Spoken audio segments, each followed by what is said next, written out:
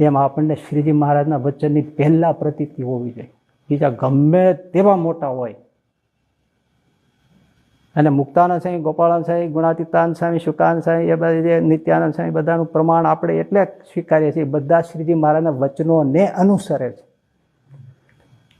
હવે આમાં તો શ્રીજી મહારાજના, ગોપાળાનંદ સ્વામી, નિત્યાનંદ સ્વામી, શુકાનંદ સ્વામી કોઈના વચનોને પ્રમાણ કરતા જ નથી, એને અનુસરતા નથી.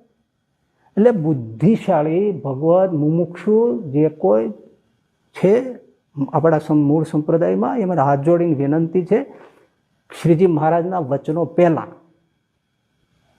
બાકી પછી ગમે તેવા હોય તો એના વચનો આપણે સ્વીકારવા યોગ્ય નથી થતા. હા, અનુસરતા હોય તો સ્વીકારીએ, એનાથી વિરુદ્ધ જતા હોય ત્યારે ગમે તેવા મોટા હોય તો એ અટકી જવાય. મોટા છે આપણે કેમ બુદ્ધ અવતાર થયો, બુદ્ધને અવતાર તરીકે મહાપૂજામાં બધે સ્વીકારીએ છીએ, પણ એમણે કહેલા વચનોને કોઈ સ્વીકારતું નથી.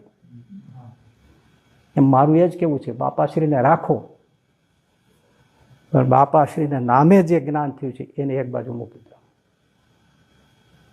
આ શ્રીજી મહારાજને અનુસરતું નથી, શ્રીજી મહારાજના વચનો એ મુખ્ય છે. એને જે ન અનુસરતા હોય, જ્યાં એને ફિટ જ થતા ન હોય, વિરુદ્ધ જતા હોય, તો ગમે તેવા મોટા હોય એને મૂકવા જ જોઈએ. જો ના મૂકો તો આપણું કલ્યાણનું શું થાય એ તમારે વિચારવું. અને સંપ્રદાયના સિદ્ધાંતો જતે દાડે ક્યાં જાય એ